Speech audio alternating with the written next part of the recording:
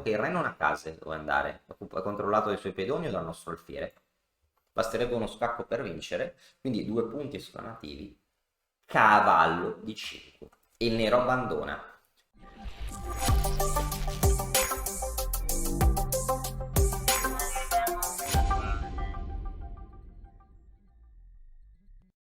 Se sei fermo da tempo sullo stesso punteggio, è perché ti mancano le conoscenze per progredire. Noi di Mattoscacco abbiamo creato la prima accademia di scacchi online per migliorare comodamente da casa. Vienici a trovare e scegli il corso più adatto alle tue esigenze. academy.mattoscacco.com. Buongiorno a tutti cari amici di Matto Scacco. Oggi vediamo una partita di Judith Polgar. Avevamo precedentemente visto una sua vittoria contro Kasparov. Oggi vediamo la più forte giocatrice femminile della storia sconfitta in solo 10 mosse. Infatti Judith Polgar probabilmente è stata la giocatrice donna più forte che sia mai esistita al momento, ma anche lei purtroppo nessuno è immune alla sconfitta, no? L'unico che non perde è chi non gioca. Tra tanti capolavori, anche a una grandissima giocatrice che rimarrà per sempre nella storia può capitare qualche scivolone. Vediamo cosa è successo nel campionato del mondo Blitz che si è giocato a Dubai nel 2014 contro Mamediarov che aveva il bianco. Mamediarov, giocatore d'elite, non ha bisogno di nessuna presentazione. Giocatore molto aggressivo, forte, no? Anche a Blitz con poco tempo, 3 minuti più 2 secondi credo. D4. Il nero gioca cavallo F6 e qua Mamediarov gioca alfiere G5. Questa apertura si chiama apertura Trompowsky, un'apertura che va bene per chi vuole evitare le linee principali della teoria. Io preferisco giocare in modo più classico con C4, ma ogni tanto, soprattutto Blitz, no? Mamediaro può giocare linee meno conosciute perché l'avversario ha poco tempo per replicare. A questo punto Judith Polgar giocò cavallo E4, forse un tempo era una delle linee principali, anticamente, oggi forse viene considerata meno precisa perché permette al bianco, una volta spostato l'alfiere, di solito l'alfiere si sposta in F4, permette al bianco di espandersi al centro tramite le spinte F3 ed E4. Il bianco ha giocato dunque alfiere H4 e a questo punto il nero ha giocato D5. Ecco, alfiere H4 è una mossa che non è principale secondo la teoria, e anzi si considera che il nero abbia buon controgioco addirittura con mosse come G5 che attaccano l'alfiere, perché l'alfiere potrà andare solo in G3 dove nel momento opportuno, non ora, ma nel momento opportuno il nero potrà prendere la coppia degli alfieri, no? O continuare a perseguitare appunto questo alfiere. Ma a Blitz, no? Giocare queste mosse così precise come G5 e H5, no? Che sembrano mosse uscite da fa zero, è molto molto difficile, no? E quindi prendere decisioni così impegnative è difficile con così poco tempo, no? Perché magari Judith Polgar non si ricorda bene la teoria, si decide a giocare G5, pensa un minuto, già sprecato un terzo del suo tempo, no? Per solo una mossa, e quindi molto probabilmente perderà la partita direttamente o indirettamente per tempo, se non si ricorda. Quindi ottima strategia, Lampo. Ora la Polgar gioca di 5, ma bianco gioca F3 e ha tempo appunto per scacciare questo cavallo, no? Guadagnando un tempo. Cavallo di 6 è una posizione strana, si poteva tornare in F6, dove però il bianco volendo potrebbe cambiare in F6 sul piacimento rovinando la struttura nera. Il bianco potrebbe anche giocare per occupare massicciamente il centro. Diciamo che non ci sarebbe una giustificazione logica a questo avanti e indietro, no, di cavallo.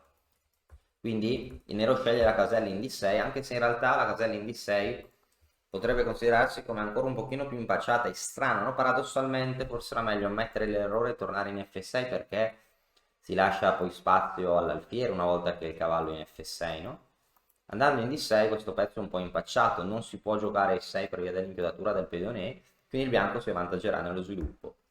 Cavallo C3 per giocare E4, il nero non ha a disposizione la mossa naturale E6 per via dell'inchiodatura relativa del pedone E, perché l'alfiere in H4 lo inchioda, perché c'è dentro la donna in D8, quindi C6.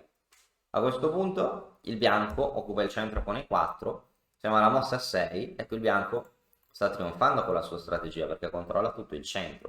A questo punto il svantaggio di sviluppo è senza la mossa naturale E6, giudice gioca donna B6, attaccando il pedone bianco, che poteva essere difeso perché un pedone, probabilmente Turre che lo difende era la mossa migliore, ma qui a lampo Mamediaro gioca donna di 2, chiedendo a Judith se ha davvero il coraggio di prendere il pedone.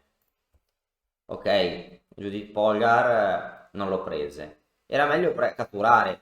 Perché era meglio catturare? Perché poi almeno meglio morire a pancia piena, no? Se proprio bisogna morire. Dopo donna per V2, almeno il nero ha un pedone in più, il bianco deve dimostrare compenso. Il bianco potrebbe giocare alfiere D3 e giocare cavallo E2 al rocco, ma almeno, appunto, anche se il bianco mantiene il vantaggio di sviluppo, il nero avrà materiale in più in un finale, non so, ma mettiamo che il nero potrebbe provare a consolidarsi, terminare lo sviluppo e magari vincere nel finale, no? Cioè, meglio avere appunto stare indietro di sviluppo in cambio del materiale che stare indietro di sviluppo e basta. Il bianco avrebbe potuto recuperare il pedone, ma il nero avrebbe forse potuto svilupparsi con l'alfiere in G7 o in H6, anche perché in H6, perché non so, in alcuni casi, dopo D per C6, cavallo per C6, il bianco ha recuperato il pedone, ma è indietro di sviluppo, e appunto non so se il bianco continua a svilupparsi, magari anche alfiere H6 è possibile, perché? Perché se la donna cattura in H6, poi la donna nera cattura in C3, no? Perché la donna è sovraccarica, se no anche alfiere G7 al rocco, no? La posizione potrebbe essere circa pari, quindi era imperativo catturare in B2. Quindi nero non cattura e gioca E6, ma allora, dopo arrocco lungo che difende B2, completa armoniosamente lo sviluppo, il nero è senza un piano. Giocare alfiere 7 per sviluppare l'ala di re significherebbe perdere irrimediabilmente l'arrocco, dopodiché il bianco potrebbe anche lanciare un attacco pedonale devastante nell'ala di re con vantaggio un breve decisivo. Il nero ha giocato quindi D per E4, ma dopo F per E4 il centro viene ceduto al bianco, il bianco potrebbe continuare con cavallo F3, alfiere D3, torre F1, mettere un cavallo in G5 con attacco su F7, con attacco rapidamente decisivo. Anche mosse come I5 sono nell'area, davvero la posizione del nero è pessima. Il nero gioca donna A5, il bianco gioca re B1, ecco a questo punto il nero continua lo sviluppo, ma probabilmente la posizione nera è già persa, ma può resistere.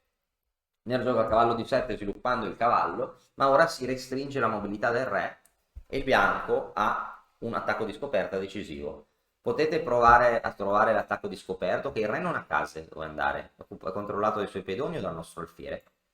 Basterebbe uno scacco per vincere, quindi 2 punti esclamativi, cavallo di 5. Il nero abbandona. Perché? Perché c'è un attacco contro la donna, la nostra donna, e la sua donna è l'unico difensore della casella in C7, che sarebbe una casella di matto. Ora, se la donna cattura in D2, con l'idea che se noi riprendiamo, lui ci cattura il cavallo vincendo, noi non riprendiamo in D2, noi diamo matto. E la partita è finita. Bellissimo schema di matto con i nostri pezzi che tolgono tutte le caselle del re nero, che è affogato appunto dal cavallo in D7 e dal pedone in F7.